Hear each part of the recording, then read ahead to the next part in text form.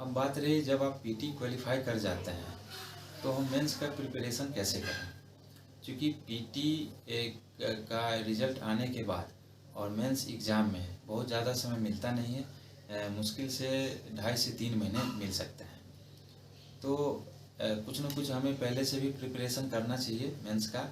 और फिर जब पीटी आप क्वालिफाई कर जाते हैं तो उस 2.5-3 महीने में आप कैसे मेंस को प्रिपरेशन कर सकते हैं और आप इंटरव्यू तक पहुंच सकते हैं, इस विषय में अब हम बात करना चाहते हैं। तो इसके लिए जैसा कि आपको पता होगा कि इसमें जीएस पेपर 1, जीएस पेपर 2 और एक ऑप्शनल पेपर होता है। तो जीएस पेपर 1 में 3 सेक्शन आते हैं। पहला सेक्शन होता है history and art and culture का।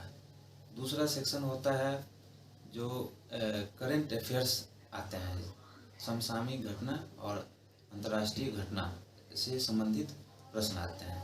और जो थर्ड सेक्शन है जीएस पेपर 1 में वो है statics and data interpretation, statics से क्वेश्चन।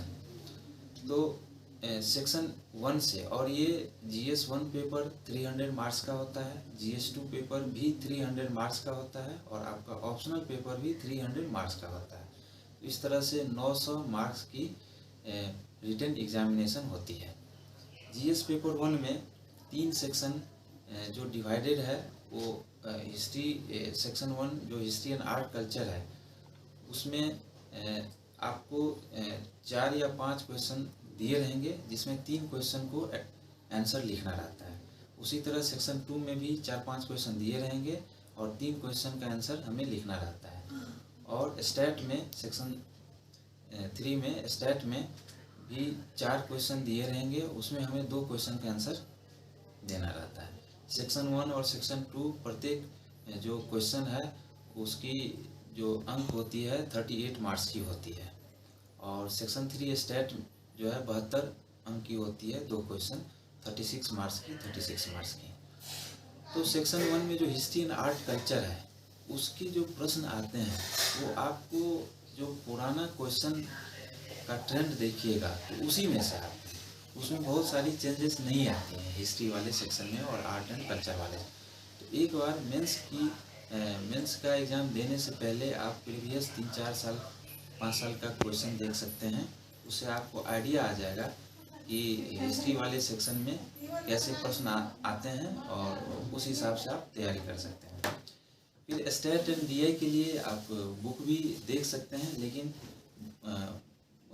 इसमें है क्या कि आप 4 से 5 साल पुराने क्वेश्चन बैंक को सॉल्व कर लेते हैं सही तरीके से, तो इससे आपका कॉन्फिडेंस बढ़ जाएगा और आप जो है स्टेट एंड डीआई सॉल्व कर सकते हैं। अगर आप साइंस बैकग्राउंड से हैं तो अच्छे से सॉल्व कर सकते हैं, नहीं भी है तो उसमें थोड़ा मेहनत करके आप सीख सकते हैं। स्टेट और डीए वाले सेक्शंस में प्रैक्टिस करके या कहीं से कुछ हेल्प लेके उसमें सीख सकते हैं। और जीएस 1 पेपर के लिए आप स्टेट को नहीं छोड़ सकते हैं क्योंकि ये 72 मार्क्स की होती है और ये हमें जीएस 1 में अच्छे स्कोर दिलाने में हमें मददगार होगा। अगर स्टेट आप नहीं अच्छे से कर पाते हैं तो जीएस 1 में आपको बहुत अच्छे अंक नहीं आएंगे। उम्मीद नहीं कर सकते हैं कि आपको जीएस पेपर 1 में अच्छे अंक आ जाए।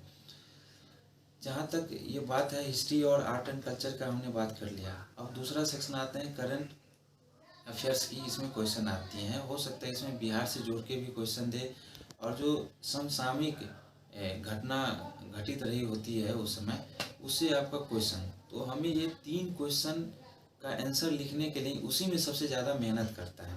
ये 3 क्वेश्चन का आंसर लिखने के लिए हमें 60 क्वेश्चन हमें पढ़ने पड़ते हैं और डिफरेंट सोर्स से पढ़ने पड़ते हैं, उसका नोट्स बनाना पड़ता है अच्छे तरीके से कि वहाँ कम समय में आप कैसे अच्छे ढंग से लिख लें। एक्चुअली इसमें है क्या, जीएस पेपर 1 में या जीएस पेपर 2 में भी 8 क्वेश्चन का आंसर देना रहता है। जीएस सेक्शन 1 से 3, सेक्शन 2 से 3 और सेक्शन 3 से 2 क्वेश्चन 8, और आपके पास है 180 मिनट। तो उसमें आपको अगर प्रत्येक क्वेश्चन पे अगर समय देखा जाए तो हमें 20 से 22 मिनट बचते हैं। 2-3 मिनट आप सोचने के लिए लिख लीजिए तो 20 मिनट हमें आंसर लिखना रहता है। तो हमारे पास जो आंसर होना चाहिए वो कंक्रीट होना चाहिए, फैक्ट्स जो होना चाहिए वो सही, क्वालिटी कंटेंट हमारा सही होना चाहिए। आप ऐसा नहीं कि एक ही पॉइंट को एकदम एक्सपेंड कर करके लिखते जा रहे हैं, ऐसा नहीं।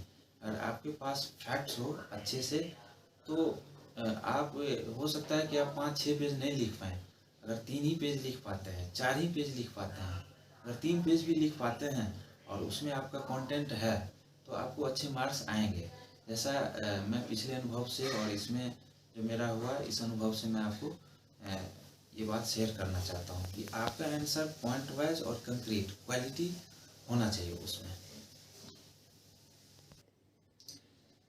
इन शॉर्ट में जीएस पेपर 1 के लिए हम इतना कहना चाहते हैं कि हिस्ट्री और आर्ट एंड कल्चर वाले पोर्शन के लिए जो क्वेश्चन आते हैं वो रिपीटेड आते हैं। जैसे आर्ट एंड कल्चर का क्वेश्चन पाल कला है, मौर्य कला है और पटना कलम है। इन्हीं तीनों में से एक क्वेश्चन रहेगा।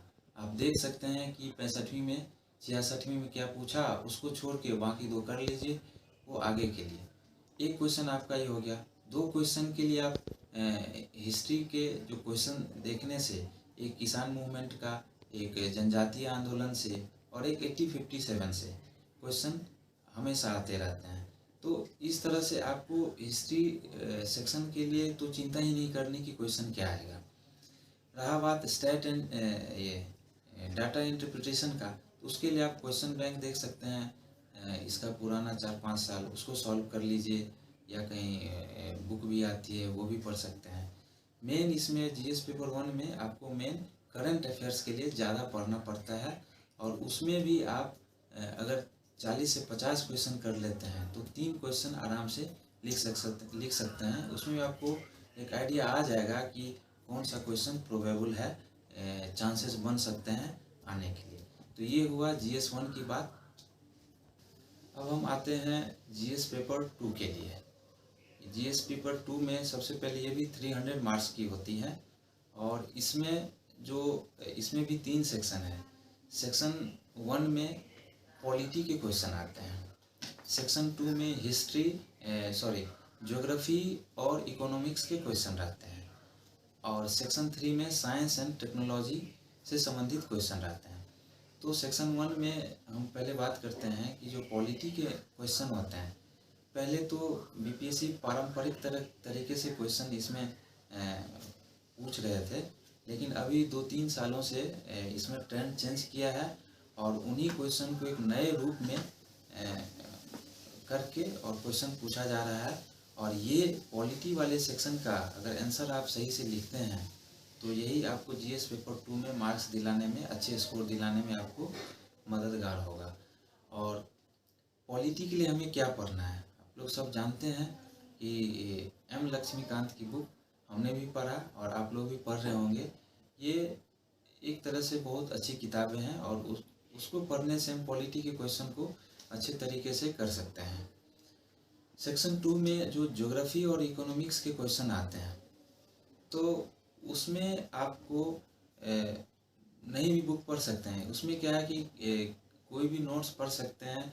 आपको ये करंट अफेयर से जोड़ के इसमें क्वेश्चन आने लगे हैं।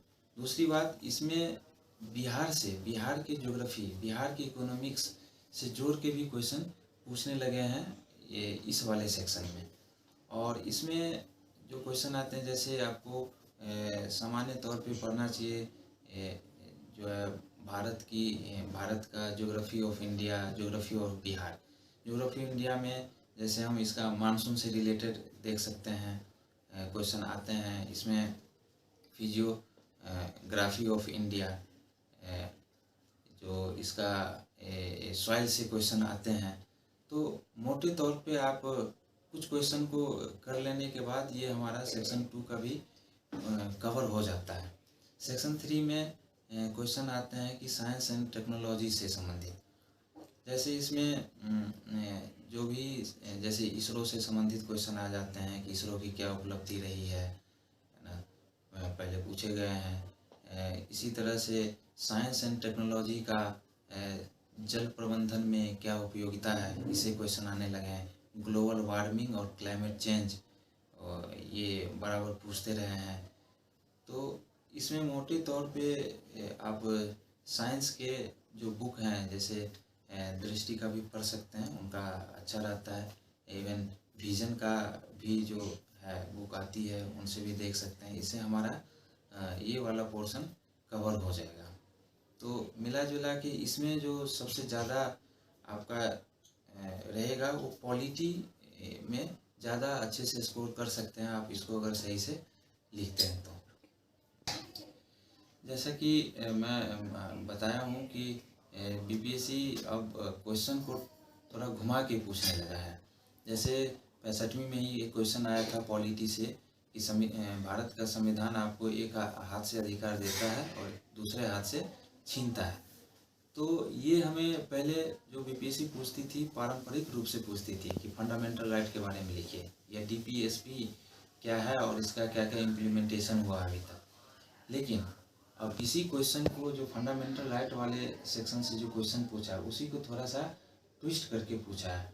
जैसे इसमें आप फंडामेंटल राइट के बारे में लिखिएगा, फिर उसमें ये बताना पड़ेगा कि इसमें अधिकार कैसे हमारा छीनता है। जैसे जिस समय ये क्वेश्चन एग्ज़ाम चल रहे थे उसमें कोरोना का समय चल रहा था, तो उससे रिलेट करके उसको लिखना था। जैसे कोरोना में जो हमारा महामारी एक्ट है या डिजास्टर मैनेजमेंट एक्ट है, वो हमारा क्या कहता है, अधिकार ही तो छीनता है।